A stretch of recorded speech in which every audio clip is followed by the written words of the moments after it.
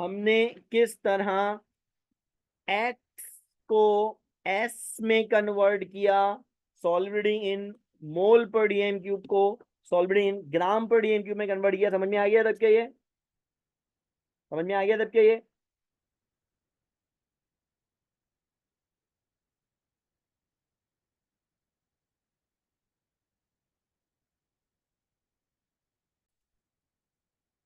समझ में आया हमने ये काम कैसे किया?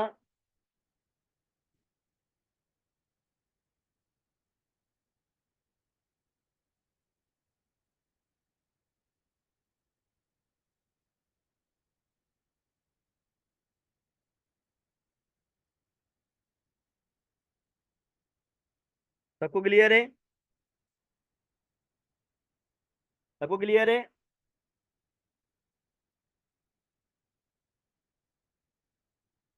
ओएस एस दरअसल उस सॉलिबिलिटी को कहते हैं,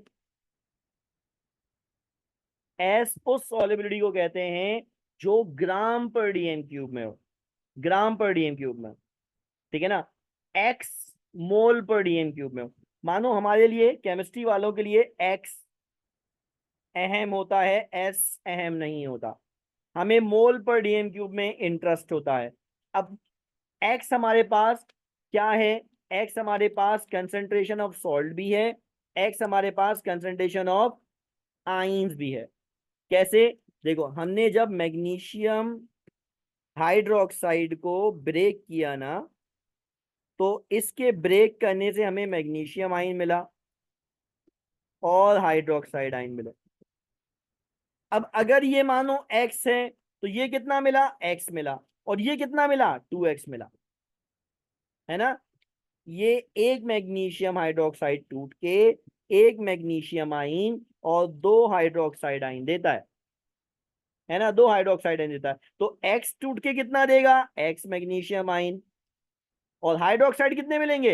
2 टाइम्स एक्स। इक्वेशन के मोल जो होंगे वो एक्स का कोफिशिएंट बन जाएगा। इक्वेशन में जो आइंस के मोल हैं वही उनका कोफिशिएंट बन जाएगा। आई बात समझ में? आई बात समझ में? सबको क्लियर हो गया अब ये?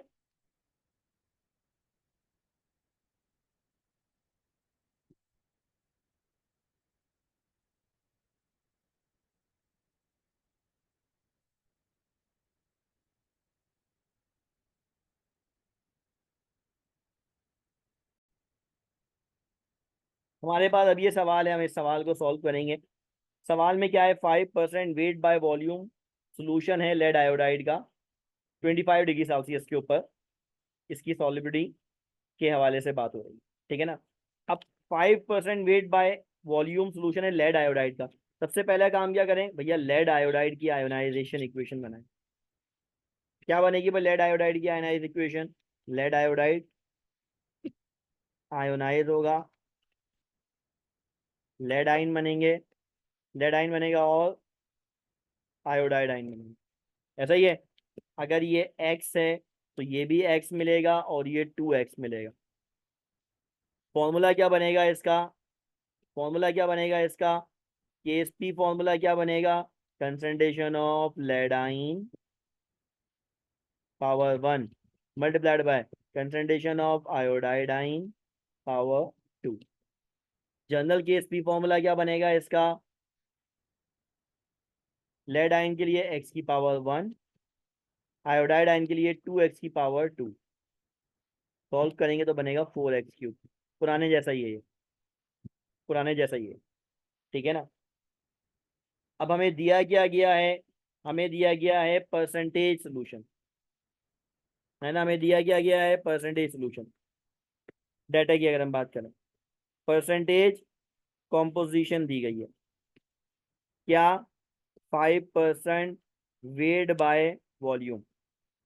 ठीक है ना? अब 5% वेट बाय वॉल्यूम का मतलब समझ लीजिए। ठीक है ना? 5% वेट बाय वॉल्यूम का मतलब समझ लीजिए। इसका मतलब है 100 cm³ में 5 ग्राम सॉल्ट मौजूद है। 100 cm³ में 5 ग्राम सॉल्ट मौजूद है। जब सोल्यूशन का वॉल्यूम 100 cm³ है तो सॉल्ट कितना है उसमें? 5 ग्राम है। ठीक है ना? 5 ग्राम है। हमसे ये चीजें दी गई हैं। अब हमसे क्या कहा जा रहा है, हमसे कहा जा रहा है सॉलिबिलिटी मालूम कर लें इन ग्राम पर डीएम क्यूब। ग्राम पर 100 cm³ गिवन है, 1000 cm³ मालूम करना है विच इज एस।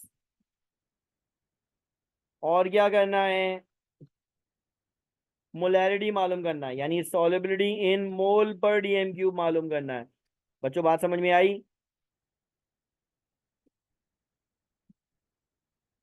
बात समझ में आई? ठीक है ना। फिर क्या मालूम करना है, कंसंट्रेशन ऑफ आइंस मालूम करना है। अभी जैसे पहले काम किया था वैसे ही वाला काम करना है ना। कंसंट्रेशन ऑफ आइन मालूम करना है। लेड आइन के लिए एक्स मालूम करना है, आयोडाइड आइन के लिए 2x मालूम करना है। एक्स मालूम तो सब मालूम, और फिर आखिर में केस पी मालूम करना है।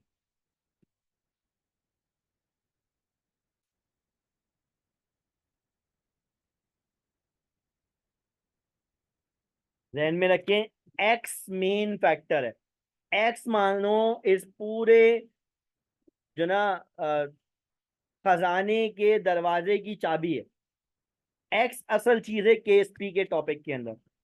एक्स असल चीज है केएसपी के टॉपिक के अंदर, ये बड़ा अहम टॉपिक है, इसको जरा ध्यान में रखना है। ठीक है, बात समझ में आ रही है? बात समझ में आ रही है? एक्स वाला फैक्टर समझ में आ रहा है? अब क्योंकि हमारे पास सॉल्ट दिया गया है तो इसका फॉर्मूला मास लिख लेते हैं। Formula mass of lead iodide. Lead का वजन होता है 207, और आयोडीन दो हैं, एक का वजन होता है 127। ठीक है, कुल मिला के ये जो वजन बन जाएगा हमारे पास, वो बनेगा 127 मल्टीप्लाइड बाई 2 प्लस 207, 461 ग्राम पर मोल। ठीक है ना, ग्राम पर मोल। अब ये हमारे पास काम है, ये हमारे पास काम है। सबसे पहले क्या मालूम करना है हमें, सॉलिड इन ग्राम पर डीएम क्यूब। यानी मानो S, to find solubility in gram पर डीएम क्यूब, यानी एस मालूम करना है। ठीक है ना। अब कैसे मालूम करना है, देखो हम क्या कह रहे हैं, हम कह रहे हैं 100 cm³ में हमारे पास 5 ग्राम सॉल्ट है, ऐसा ही है ना, 5% था। ठीक है ना, ये रहा 100 cm³ में 5 ग्राम है, तो 1000 cm³ यानी डीएम क्यूब में कितना होगा। ठीक है, 10 से मल्टीप्लाई कर लें, 5 क्रॉस मल्टीप्लाई कर लें, 5 को 10 से मल्टीप्लाई किया तो आंसर आया 50 ग्राम। यानी 1 डीएम क्यूब में क्या है हमारे पास, 50 ग्राम। इसे क्या कहेंगे हम, एस, है ना। इसे हम क्या कहेंगे, एस। यानी सॉलिबिलिटी इन ग्राम पर डीएम क्यूब, यानी एस कितनी आ गई है, 50। कितनी आ गई है हमारे पास, 50 आ गई। यानी 1000 cm³ में 50 ग्राम डिजोल्व है, 50 ग्राम डिजोल्व है। समझ में आया बच्चों? ये पॉइंट क्लियर हुआ, समझ में आ गया ये? सबको क्लियर है?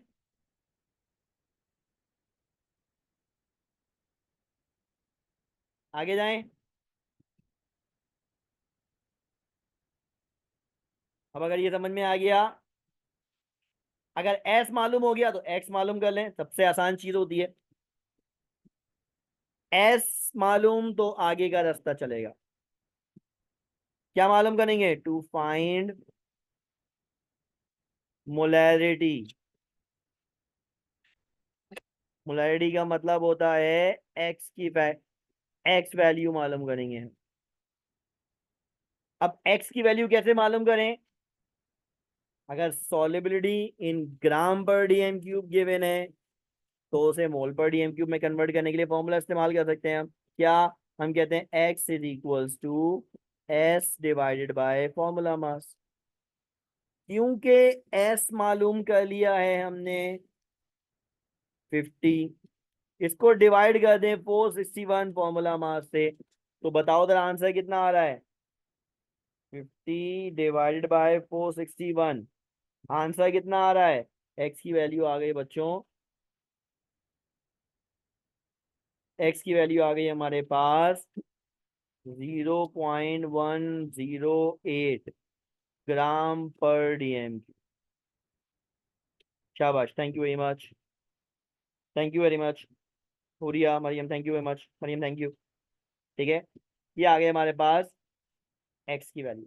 अब अगर एक्स मालूम है तो हर चीज मालूम कर सकते हैं हम, है ना। एक्स मालूम तो कंसंट्रेशन मालूम हो जाएगी, आप खुद कर लीजिएगा, अभी हमने करवाया था। आयोडाइड की भी मालूम हो जाएगी। केएसपी कैसे मालूम करेंगे, हम ये कर लेते हैं चलो, है ना। केएसपी कैसे मालूम करेंगे, हम ये कर लेते हैं लास्ट टॉपिक इसके लिए, बाकी का काम वही पुराना वाला। To find solubility product that KSP, क्या है भाई केएसपी का फॉर्मूला क्या था। हमने बोला भाई concentration of lead ion multiplied by concentration of hydroxide ion. General formula क्या था इसका, जनरल फॉर्मूला था 4x3। अब क्योंकि x मालूम है, वैल्यू प्लेस कर लेते हैं।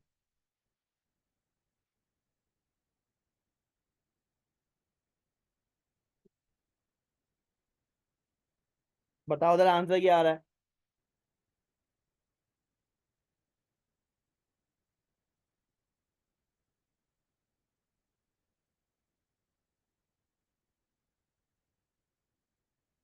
आंसर क्या आ रहा है। 5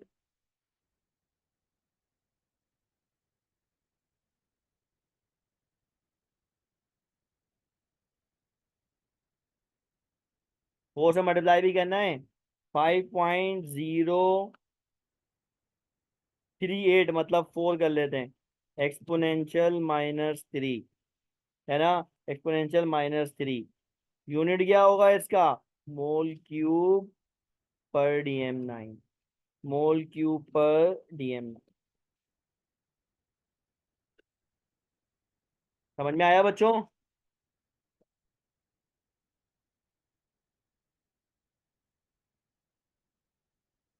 समझ आया बच्चों।